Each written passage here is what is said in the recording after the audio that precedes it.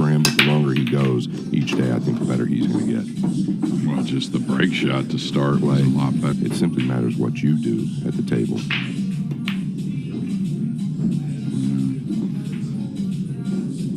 Did say shell shot. Had to get used to it mentally. Just kind of get to where you forget about the pocket a little bit and just do your thing. And it's the type of shot, you know, most of them we're talking about are cut shots more of a cut, right? Where that thicker hit, I think, still lends back to maybe. Sure. So a little safety here. Oh, I didn't think it went, excuse me. Yeah, talk about a fun player to watch. You don't talk. Looks like this speed is going to be really pretty good. Maybe overhit a hair, wrapping it. Missable, very missable. It's going to end up a hair shy, but overall, going to brush the line, pushing forward.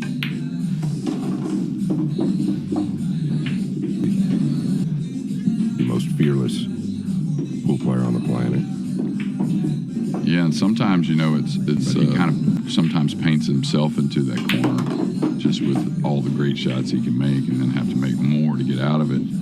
But just simply right here, recovery skills he has, and that ball with inside to start the day, first game. That he play earlier in the day. Wow, that's a great break right there. Really good contact into the one. There, another Pseudo and Duong, two of the guys. There's that forward stroke I was talking about. Yeah, this, in my opinion, in that situation, might make Eklund, Kachi, FSR, Capito, and Yap both. All 6 of those guys went 4 out of 5. So you better be in shape for that. Yeah, I mean, they're long days sometimes. Look at this ball just roll out, and the bed's super fast. Kind of a little bit more of a tussle and a grind. Beautiful play there, just exactly how he designed it. Speed, a little bit more than medium, maybe. Yeah, something like that. Again, by design. I mean, perfect. What a great shot. A lot of these great players, that's what they like to do now. He's doing the same thing as you just touched on. Learn over time. This combo's near to impossible. I know he's going to draw the cue ball, but on these tables, it's so low percentage, and with the 4 being back where up it's on at, the 9, just kind of land behind it. Now, the one good thing as far as the stroke was really good on. Wrong though, if I'm just being honest. Okay, it's just going to roll out a bit. Could get on that rail and make this a little touchy. Yeah, and that kind of shot, sometimes you just say, "Let me get down there," and you just forget about the speed on that 4-ball getters. Talked about. Chris sometimes puts himself in those crazy situations, but yeah, obviously his go-to is the shot making. Cue ball suffers at times, basically what Jeremy's alluding to.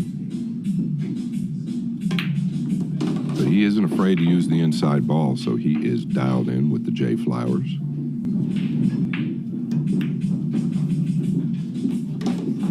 Yeah, 2-0. Putting a lot of pressure on himself, more than likely. But look how big and better the connection is, the spread, you know, the movement. You can always tell how good the timing. Yeah, absolutely. And again, with the template, and it's the same with regular rack as well, but just the template, the way the ball sits, wants to stay off the rail.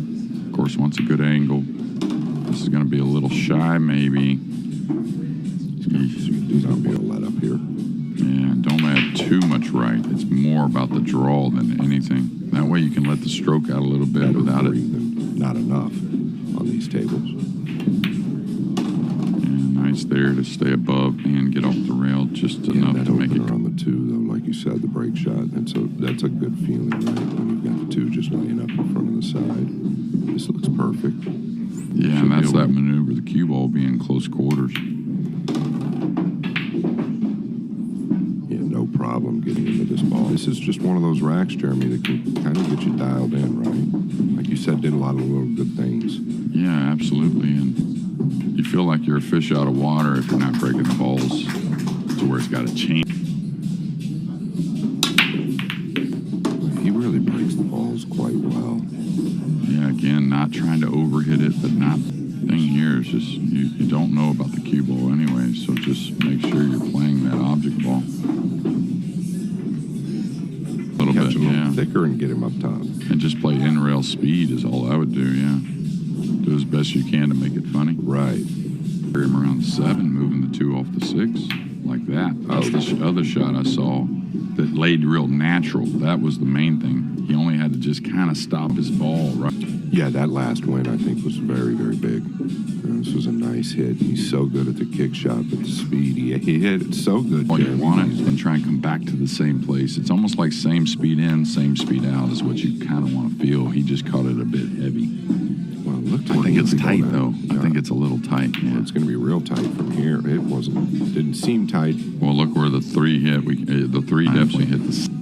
Kind of feel like it was just a little bit. Just going to tighten up a little bit on him, and that's knowing the slick felt a little more. Better What's really goes out of his way to go to the side pockets, and I get both sides here. He's overcut this by a long shot. This is more of that cut shot where he said a bunch of cliche. Oh my! So didn't expect that. Is he going to get away with it? I don't know what. So. It's hard to explain. I think you kind of understand what I mean, though. Well, it limits the cue ball movement, right? But oftentimes you're taking a longer object ball too. Yeah, you're not worried about that longer object ball. So. Exactly. Like, of course, this type of pocket. But when we used to play some tournaments, 9-footer. Well, and I think Justin over time is going to start to realize that maybe some of these plays he's making with the cue ball are a little haphazard. Players do stuff like this. Yeah, and again, these guys have had a couple years. Yeah, and there's no question. I think he's taking a little speed off, but the one's still tracking. He's got to get past the 3 where you're going to have a little bit of trouble. He's going to have some trouble now. Well, the good thing is he can get to the left side pocket for the cut. He's going around and checking it. Oh, I see. Yeah, he cheated the pocket, so that was all about a good angle on the 6 to get somewhere else for the 7. Shouldn't be a problem. Starting to look a little more settled. With Justin a little bit yesterday, and just kind of asked me, hey, what do you see? And I said, well, mainly just get to work. Make sure you're working out there like you like to. I gave him a ride yesterday. We've been texting a lot. And I think for Justin, it's more the mental right now. He's got to just get through the mental demons. Don't let these people. I wanted him to kind of look at it, Jeremy, as almost like a practice event, even though it's not that way. But don't beat yourself up if you start losing a few mat equipment. And I don't even know. I mean, you might be able to tell me this a little bit more. Is this event even enough with everything here in the setup? Well, in a sense, I mean, I think it's enough matches, but also,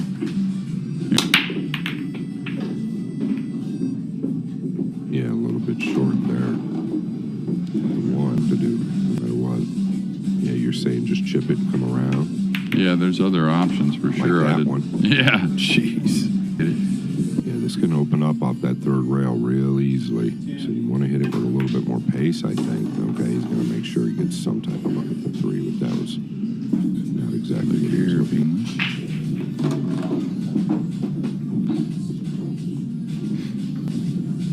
Looked pretty confident out there, like not much worry in the world. Yeah, it's Melling for me. Good. Not saying he's got it now. It doesn't look like he's making any mistakes, and he does look it up, as you said. Well, Chris, he's got a lot going on in Q Sports. Countries, plays a lot in China. So what I feel, anyways, is he wouldn't take this invitation unless this guy right here around the world. So to come here and come to Florida, and only Florida, he's moving on from that back overseas. But actually, from the booth. Yeah, this looks a lot better. The spreads are awesome. This is a little Jason Shaw-ish, the way he's breaking. Feel like this should be Justin to the heel. I'm very not impressed. Doing his own thing and totally get it, but I was fortunate that I went through my career only really a player where the break he felt like really was a dilemma more than anything, Sure. But so now break, but night and day different from yesterday.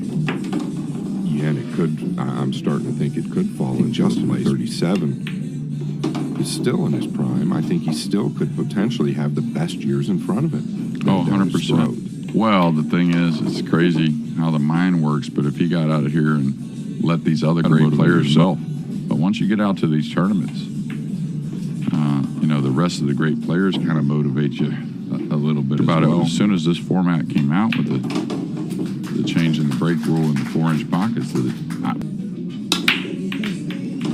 the one short again. So you get the odd ball. And watch out for the 9. Our first golden brake on the main table. Big time here, Jeremy. 4-4. Absolutely. He did not let up on the hit, and that is great to see. Same result. Well, there are different types of brakes in this format. There always are. And, we like the hard brakes, Howland and Justin Bergman, that I've seen so far on the brake shop. Yeah, and you're including all day yesterday. I fully agree. Yeah, absolutely. I'm agreeing with all day yesterday. To spread a little bit here to get one rail across off the 6 for short side. He's going to get a hair thinner than he wanted, so he's going to have to float it. But still should be all right.